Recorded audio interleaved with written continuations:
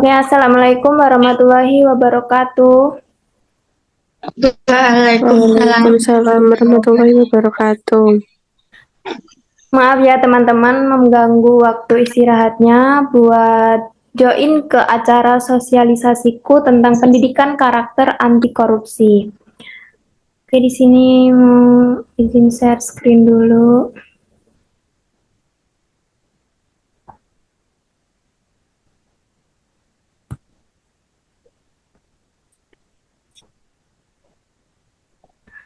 Oke,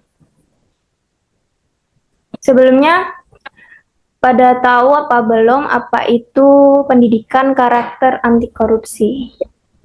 Belum. Nah, di sini kita akan melajari yang pertama ada sebelum kita ke materi inti, kita ke kaya raya Indonesia, kemudian korupsi, yang ketiga ada faktor penyebabnya, terus ada dampaknya, dan sifat-sifat integritas. Yang pertama ada kaya raya Indonesia, itu dilihat dari yang pertama ada garis sejarah Indonesia. Garis sejarah Indonesia itu terbentuknya sangat panjang, mulai dari berdirinya kerajaan-kerajaan sampai masa penjajahan Belanda selama 3,5 abad dan bangsa Jepang, sehingga kemerdekaan tersebut ditandai dengan pembacaan proklamasi yang dilakukan oleh Soekarno-Hatta pada 17 Agustus 1945. Yang kedua itu dilihat dari letak strategis. Dengan sebutan sebagai negara kepulauan, Indonesia terletak di antara dua benua, yaitu benua Asia dan benua Australia. Berikutnya, Indonesia terletak pada dua samudra, yaitu Hindia dan Pasifik. Oke, next. Yang ketiga itu dilihat dari kekayaan SDA-nya. Indonesia merupakan negara dengan keanekaragaman hayati terbesar setelah Brazil, memiliki berbagai jenis flora dan fauna dengan daya tarik tersendiri. Selain flora dan faunanya, di Indonesia juga ada beberapa yang berasal dari potensi maritimnya, yaitu yang berasal dari kekayaan laut.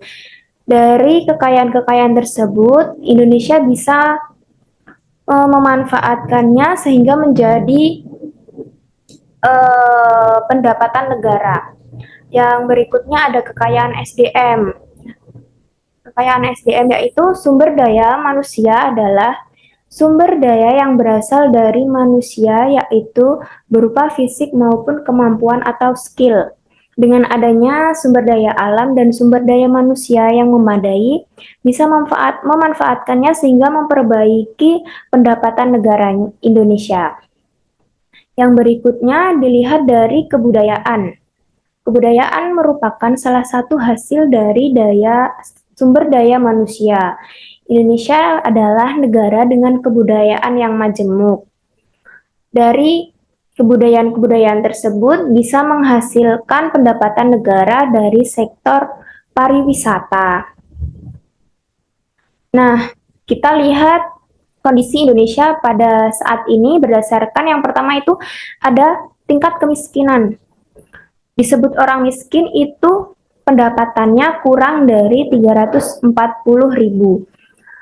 Pengangguran merupakan penyebab kemiskinan dan bisa menyebabkan angka kriminal juga tinggi. Berikutnya dilihat dari tingkat kesehatan. Faktor penyebabnya yaitu dari keturunan, pelayanan yang kurang memadai, kebersihan lingkungan, dan juga perilaku hidup yang kurang sehat. Selanjutnya dilihat dari pendidikan yang menjadi salah satu faktor indikator rendahnya pendidikan di Indonesia. Itu dilihat dari bangunannya yang masih kurang layak, seperti dindingnya masih dari papan atau geribik. Dari materi pertama, apakah ada pertanyaan dari teman-teman?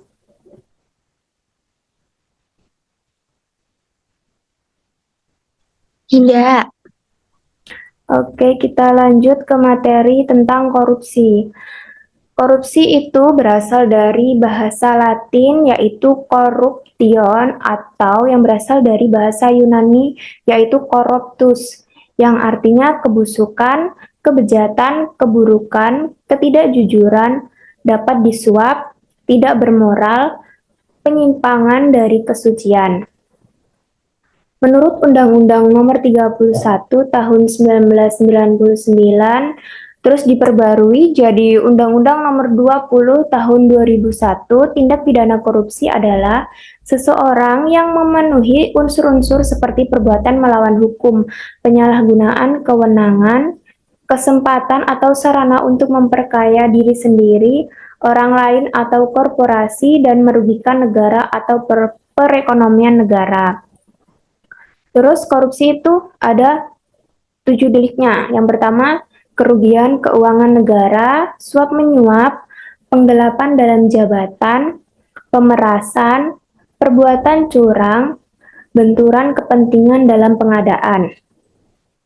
Biaya sosial dari korupsi itu ada 4. Yang pertama ada biaya eksplisit atau biaya yang dikorupsi. Terus ada biaya implisit, biaya yang disebabkan dari korupsi, terus ada biaya untuk pencegahan korupsi, terus ada biaya anti reaksi atau biaya yang dikeluarkan untuk memproses seseorang yang melakukan korupsi.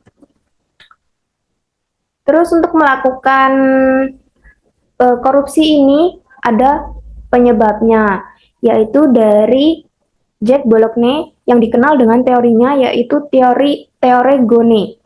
Yang pertama G-nya itu greedy atau tamak, yang O itu opportunity atau kesempatan, N-nya need atau kebutuhan, terus E-nya exposure atau pengungkapan.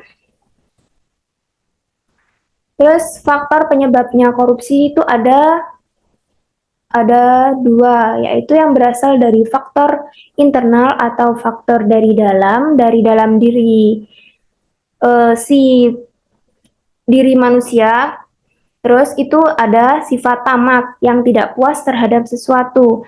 Yang kedua ada gaya hidup konsumtif yang membeli sesuatu yang tidak dibutuhkan secara berlebihan, lemahnya moral, dan aspek pemahaman masyarakat terhadap korupsi. Masyarakat tidak paham dia itu sebagai korban atau pelaku. Terus yang kedua ada faktor eksternal. Faktor yang berasal dari luar. Itu ada aspek sosial, biasanya ini dari faktor keluarga yang mendorong seseorang melakukan korupsi. Yang kedua ada faktor aspek ekonomi. Ini kebanyakan dari orang yang sudah berumah tangga. Pendapatannya kurang, akhirnya bisa memicu terjadinya korupsi. Terus yang ketiga ada aspek politik. Ini aspek yang membeli suara rakyat untuk bisa menjadi pemenang saat pemilu. Terus aspek hukum, lemahnya hukum bisa menjadi juga faktor terjadinya korupsi. Yang terakhir ada aspek organisasi. Bagaimana sih cara mencegah korupsi?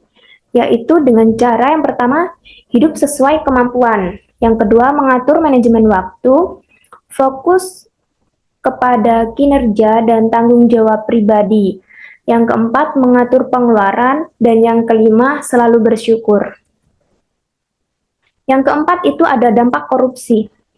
Dampaknya itu, yang pertama dilihat dari dampaknya bidang ekonomi, ada dampak dari bidang pemerintah, dari bidang hukum, politik, pertahanan dan keamanan, bidang lingkungan, terhadap ketahanan budaya dan religiusitas dan demokrasi.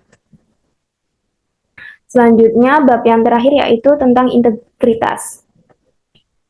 Nilai-nilai yang terkandung pada integritas yaitu yang pertama, jujur, melakukan sesuatu apa adanya, berkata benar. Yang kedua, disiplin, yaitu tepat waktu. Dan yang ketiga, tanggung jawab. Yang keempat, adil. Yang kelima, berani. Yang keenam, peduli. Berikutnya, kerja keras. Yang kedelapan, mandiri. Dan yang terakhir ada sederhana. Berikutnya juga ada tokoh-tokoh yang melakukan integritas pada masa yang mempunyai jabatan tinggi, namun mereka tidak melakukan wewenangnya untuk melakukan korupsi. Yaitu yang pertama ada Baharudin Lopa, yang kedua Hamengkubuwono IX, berikutnya ada Bung Hatta, Agus Salim, Sugeng Iman Santoso, Ir Soekarno, dan yang terakhir ada Muhammad Nasir. Dari penjelasan tersebut, apakah teman-teman ada yang ingin bertanya?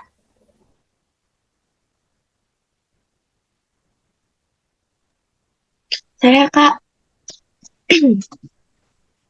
Ya, silakan. tadi kan, perkenalkan nama saya Widya Harum Pratama. Tadi kan dijelaskan bagaimana korupsi itu mempengaruhi demokrasi. Bisa dijelaskan nggak sih Kak, bagaimana pengaruh korupsi itu pada bidang demokrasi? Terima kasih. Jadi gini, kalau misalnya kan sekarang lagi panas-panasnya gencar pemilu ya. Pemilu kan eh, kalau pemerintah kan identik dengan korupsi, melakukan korupsi. Jadi kita tuh sebagai masyarakat, misalnya mau ada nih orang mau nyalonin jadi DPR, tapi kita tahu latar belakang orang tersebut tuh ngelakuin korupsi. Jadi kita mau milih dia itu kita ragu karena dia ada latar belakang pernah melakukan korupsi. Gimana Mbak Arum? Baik, terima kasih. Cukup jelas.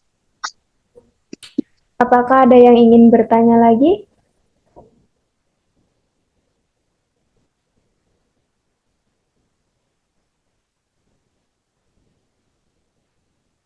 Sepertinya penjelasan dari saya cukup. Saya akhiri. Wassalamualaikum warahmatullahi wabarakatuh. Waalaikumsalam warahmatullahi wabarakatuh.